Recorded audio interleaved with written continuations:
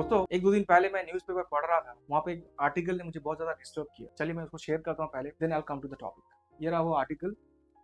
क्या लिखा हुआ है? Canada rejects 62% of student visa in 2025, the toughest chance in a decade. अब देखिए, इसको पढ़ के कोई भी समझ सकता है कि कनाडा भी यूएस की तरह बहुत स्ट्रिक्ट हो रहा है इंडियंस या इंटरनेशनल स्टूडेंट्स। अगर मैं बोलूं the underline meaning is totally different, तो चलिए जानते हैं what is the underline, what are the reasons why these things are happening. Hello friends, I'm Adul Sheikh from Advertising Private Limited. Today I'm going to talk about the reason behind this. There are two reasons. One is inner reason, another is outer reason.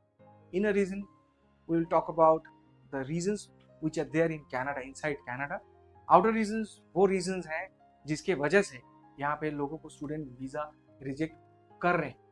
There are many factors, वो हम discuss करेंगे, and for that you need to stick to our video till the last. So basically क्या है, there is a organization called Immigration Refugees and Citizenship Canada, जो data 2024 में इन्होंने publish किया था 2025 में, वो कुछ थोड़ा सा प्रॉब्लमेटिक या आप सोच सकते हैं कि नेगेटिव पोर्ट्रे कर रहा है। क्या कि जो रिजेक्शन रेट 2024 में था वो 52% था, whereas 2025 में यही रिजेक्शन रेट बढ़ के 62% हो गया, राइट। वो 2022 से हमने आपको एक ट्रेंड दिखाने का कोशिश कर रहे हैं कि कितना टोटल इंटरनेशनल स्टूडेंट्स अप्लाई किया, कितना उसमें से अप्रूव हुआ, कितना रिफ्यूज हुआ, और उसका रीजन भी आगे डिस्कस करें। So let's discuss about the data of 2022। तो देखिए, जो total number of student visa apply हुआ था ऑल ओवर वर्ल्ड से कनाडा के लिए, वो 7,35,763, जिसमें से इंडियंस जो अप्लाई किए थे वो 3,56,189, जिसमें से अप्रूव हुआ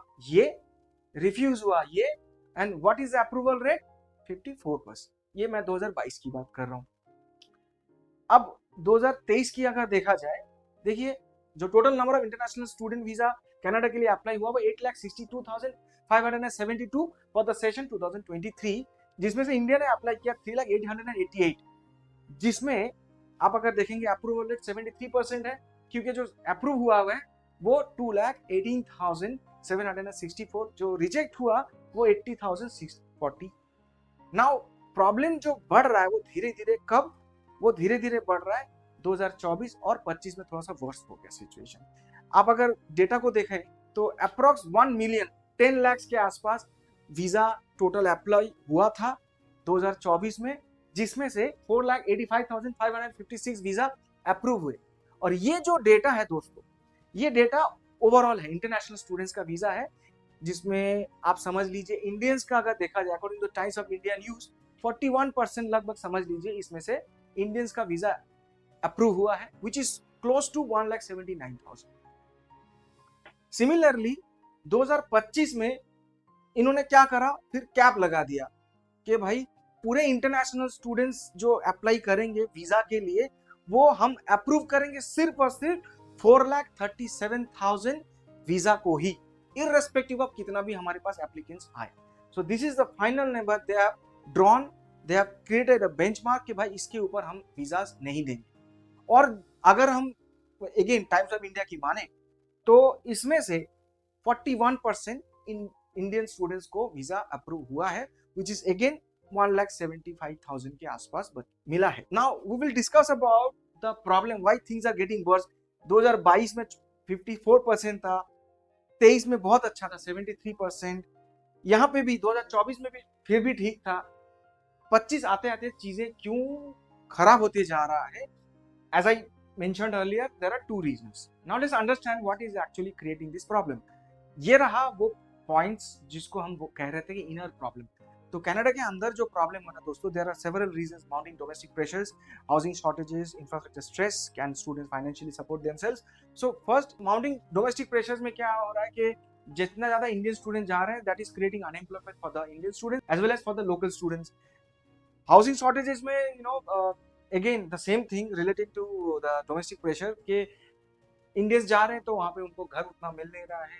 the rent of the houses are touching sky high, all time high. Last but not the least, can students financial support themselves. Actually क्या हो रहा है दोस्तों, स्टूडेंट थोड़ा सा मिस कैलकुलेट कर लेते हैं अपने जो एक्सपेंसेस को लेके। अब वो फाइनेंशियल जो एक्सपेंसेस जो और जो खर्चा वहाँ पे हो रहा है उसको सपोर्ट करने के लिए बच्चे अपना एजुकेशन को कंप्लीट ना करके दूसरे काम पे लग जाते हैं, पार्ट टाइम जॉब पे लग जाते हैं, which is actually creating problem for themselves.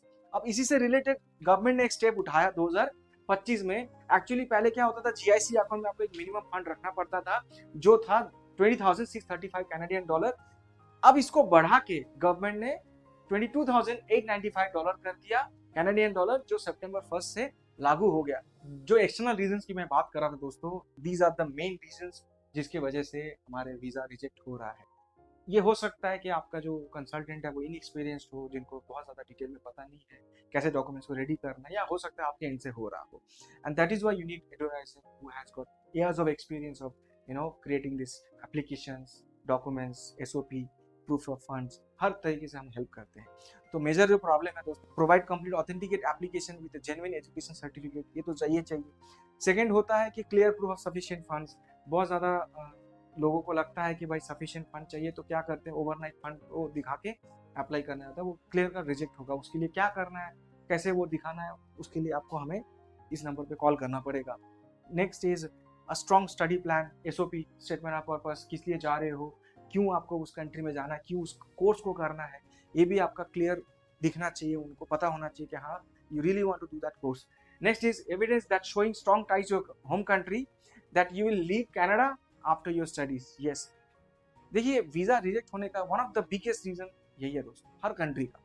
उनको लगता है आप पढ़ने आए हो और उसके बाद आप जाओगे नहीं, आई मीन आप वापस इंडिया जाओगे, तो आपको लिटरली डॉक्यूमेंट्स दिखाना पड़ेगा जिससे उनको लगे कि they are well fed here, they are doing really well. आपको बस एजुकेशन करना है और उसके बाद उस एजुकेशन का फायदा इंडिया में उठाओगे, आपको सिर्फ स्टडी करने के लिए जा रहे हो। और अगर वो प्रूफ ऑफ डॉक्यूमेंट्स नहीं दे पाएंगे, वो क्या होगा, वो कैसे प्रिपेयर करना होगा, अगेन एडवर्टाइजर को आपको कॉल करना पड़ेगा। Last but not the least, सबसे इंपॉर्टेंट चीज, देखिए जो भी कॉलेज से आप एडमिशन लेते हैं, जो भी यूनिवर्सिटी में आप एडमिशन लेते हैं, all have got their DLI number. अगर आप एक ऐसा कॉलेज में एडमिशन ले रहे हैं जिसका डीएलआई नंबर नहीं है, डेफिनेटली वो वीजा रिजेक्ट होगा ही होगा। सो इन ऑल अगर मैं बात करूं दोस्तों, whatever your plan is, whichever country, whichever university you are planning, at the end you really need an experienced consultant जो आपको step by step guide करे। So if you are looking for top universities in Canada, you can anytime call us, not only Canada but also UK, Ireland, Germany, Europe, whatever your need, wherever you want, Edurise is always there, just have to call.